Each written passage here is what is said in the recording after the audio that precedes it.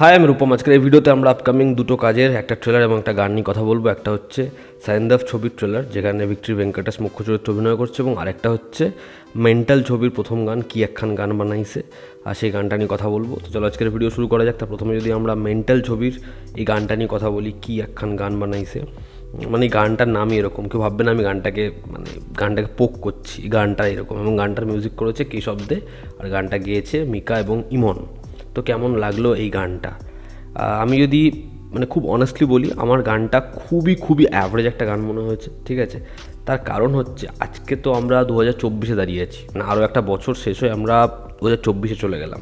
তো এই গানটা আমাকে যে ট্রিটমেন্টটা দিচ্ছে বা গানের যে ফিলটা, সেটা কিন্তু আজ থেকে 10-15 বছর আগের।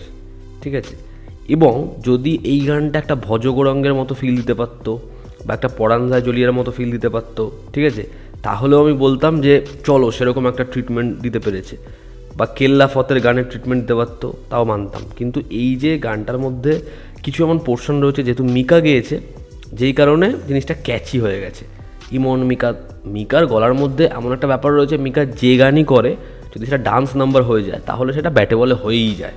আজকে আপনি যদি শুধু আমাদের এখানকার মেইন স্ট্রিম ছবির সাথে নয়, চারিপাশের মেইন স্ট্রিম ছবির সাথে একবার কম্পেয়ার করে দেখেন, তাহলে কিন্তু আজকে একটা কাভালিয়া আসছে।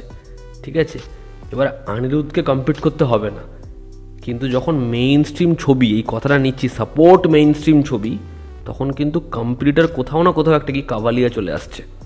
তো এখানকার অডিয়েন্সের প্রশ্ন, কাভালিয়া বলে শুনছি ওটা, ঠিক আছে, না রেড্ডি বলে শুনছি ওটা, মিউজিক ডিরেক্টর, সেগুলো তখন কিন্তু লোকেরা যাবে না, কারণ সেই দুটো ছবির গান কিন্তু মেইন স্ট্রিম ছবি থেকে আসছে।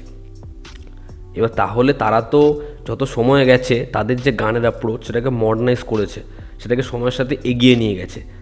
শের খুল গায় ফাইটারের, সেটা কি এগিয়ে যায়নি? সময়ের সাথে এগিয়ে গেছে। কিন্তু আমাদের এখানে মেইন স্ট্রিম ছবি, তাহলে তাদের অ্যাপ্রোচটাকে তো মডার্নাইজ করতে হবে, সেটাকে তো এগিয়ে নিয়ে যেতে হবে সময়ের সাথে। সেটা কি এখানে হয়েছে? তা উত্তর হচ্ছে না। এই গানটা আমাদের নতুনত্ব কিচ্ছু অফার করতে পারছে না। যে জিনিসটা অফার করছে সেটা আজ থেকে 10 বা 15 বছর আগের জিনিসপত্র। ঠিক আছে, আমি সেটাকে খুব বেশি ক্রিটিসাইজ করছি না, তবে লিরিক্স আমার খুব একটা ভালো লাগেনি, মিউজিক খুবই অ্যাভারেজ, ঠিকঠাক। তবে যেহেতু মিকা গেয়েছে, সেই জিনিসটার মধ্যে একটা ভাইব চলে আসে। এবার যদি ভিজুয়ালসের কথা বলি, ভিডিওর কথা বলি, তো এখানে যেরকম ডান্স স্টেপ, যেরকম দুজনকে দেখতে লাগে, যেরকম ডান্স কোরিওগ্রাফ করা হয়েছে, যেরকম সেটাকে শ্যুট করা হয়েছে, সেটার মধ্যে আরও কিছু নতুনত্ব নেই। এই গানটাকেই যদি বেটার ওয়েতে প্রেজেন্ট করা যেত, বা ভিডিওটার মধ্যে যদি কিছু নতুনত্ব থাকতো, তাহলে হয়তো এর থেকে বেটার লাগতো, কিন্তু লাগছে না। তার কারণ হচ্ছে যে ভিডিওর যে অ্যাপ্রোচটা, সেটাকে যেরকমভাবে প্রেজেন্ট করা হয়েছে, সেটা আরও ব্যাকডেটেড, সেটা আরও পুরনো। তো এরা এই যে মেইন স্ট্রিম ছবি করছি, মেইন স্ট্রিম ছবি লোককে দেখবে, মেইন স্ট্রিম ছবিকে বাঁচিয়ে রাখতে হবে, তার জন্য 2024-এ অডিয়েন্স কোন মেইন স্ট্রিম ছবি দেখছে সেটাকে ভাবতে হবে। অডিয়েন্স কিন্তু এখন যদি 2014-15 সালে বাংলায় যেরকম ধরনের মেইন স্ট্রিম ছবি ফেল হয়েছে, সেই ছবি করতে যায়, অডিয়েন্স আবার দেখবে না। আজকে যাও অল্প অল্প করে অডিয়েন্সের ট্রাস্টটা গেইন করা হচ্ছে, এরকম ছবি আসলে বা এরকম ধরনের প্রেজেন্টেশন আসলে কিন্তু সেই একই জিনিসপত্র হয়ে যাচ্ছে। এবং ইয়াশ, নুসরত, তাদের যেরকম ডান্স স্টেপ, যেরকম কোরিওগ্রাফি, সেটা না খুব হকচকিয়ে গেছে মনে হচ্ছে। একটা অঙ্কুশ, যদি আমি অন্য কারো কম্প্যারিজন যাচ্ছি না, যদি অঙ্কুশ ডান্স স্টেপ করে, তুমি শুধু অঙ্কুশকেই দেখবে। ঠিক আছে, যদি জিৎ ডান্স স্টেপ করে, জিৎ তো খুব ভালো ডান্সার নয় তো ডান্সার, কিন্তু এমনই স্টেপ দেওয়া হয়, এমনভাবেই সে ওই সিকোয়েন্সগুলো করে, আমরা যেন জিতকেই দেখি, তখন কিন্তু সাপোর্টিং ডান্সার দেখি না। এখানে ডান্স স্টেপ এরকমভাবে হচ্ছে না, হজবড়লা হয়ে গেছে। তো যে কারণে আমার সেটা একদমই ভালো লাগেনি। এবার যদি আমরা ভিক্টরি ভেঙ্কটেশ, তার ছবি সাইন্দাফ, তার ট্রেলার নিয়ে কথা বলি, এই ছবিটা আপকামিং প্যান ইন্ডিয়া রিলিজ, তবে নামেই প্যান ইন্ডিয়া। এই ছবিটা হিন্দিতে সেরকম বড়োভাবে রিলিজ হবে না।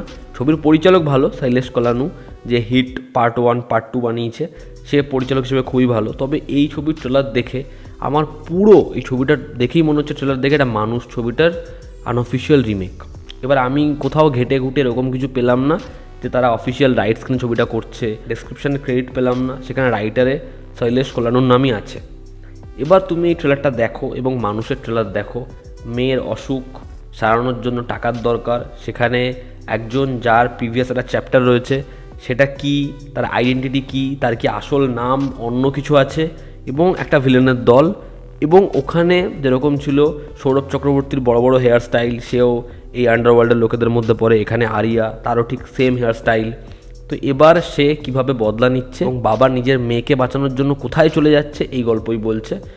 তো আমার এই ট্রেলারের প্রেজেন্টেশন দেখে প্লটের অনেক এমন পয়েন্টস রয়েছে, look and feel, even background স্কোরের মধ্যেও হালকা সাদৃশ্য রয়েছে, যেগুলো পরিষ্কার করছে যে এই ছবিটার সাথে মানুষের একটা সিমিলারিটি তো রয়েছে। আমি যখন সিমিলারিটি নিয়ে সার্চ করলাম, দেখি সব জায়গায় বিক্রম কমল হাসানের বিক্রমের কথা বলা হচ্ছে, কিন্তু কমল হাসানের বিক্রমের সাথে দূর দূরান্ত অব্দি কোনো কানেকশন নেই। কিন্তু যেটার সাথে কানেকশন রয়েছে, বড় সড়ো করে সাদৃশ্য রয়েছে, সেটা হচ্ছে জিৎ অভিনীত মানুষ নভেম্বর মাসের 24 না 25 তারিখ সিনেমা হলে এসেছে। এবং ক্যারেক্টারের অ্যাপ্রোচ, ড্রেসিং, সেগুলোর মধ্যেও কিন্তু মানুষের মতো একটা ছাপ রয়েছে। হ্যাঁ, এই ছবিটার সাথে মানুষের পার্থক্য কোথায়? এই ছবিটা অনেক ব্যয়বহুল সিনেমা, এই ছবির অ্যাকশন সিকোয়েন্স অনেক বেশি স্টাইলাইজড, এই ছবির সিকোয়েন্সগুলো দেখতে অনেক বেশি সিনেম্যাটিক, এখানে ক্যামেরার অ্যাপ্রোচ অনেক বেটার, যেগুলো পয়সার জন্য তো ডেফিনেটলি হবে, কিন্তু কোথাও একটা গিয়ে বড় সড়ো কিন্তু সাদৃশ্য রয়েছে মানুষের সাথে। তো আমি জানি না এই ছবিটা আনঅফিসিয়াল, সেই ছবিটা রিমেক কিনা, আর যদি এরকমভাবে সাদৃশ্য হয়ে থাকে তাহলে তো এটা নিয়ে কথা বলা উচিত। কারণ যখন আজকে একটা বাংলা ছবি সাউথের সাথে সাদৃশ্য থাকে, আমরা সেটাকে নিয়ে কীভাবে কথা বলি, কপি কপি কপি কপি, কত অ্যালিগেশন আসে। তো আজকে যখন একটা তেলেগু ছবির ক্ষেত্রে এটা হচ্ছে, তাহলে কেন কথা হবে না? তো এই ছিল আজকের ভিডিও, যেখানে আমরা এই দুটো বিষয় নিয়ে কথা বললাম। তোমাদের কি অপিনিয়ন জানিও, জনতা আমাদের পাশে আছে। Love you all, bye, take care, আবার দেখা হচ্ছে।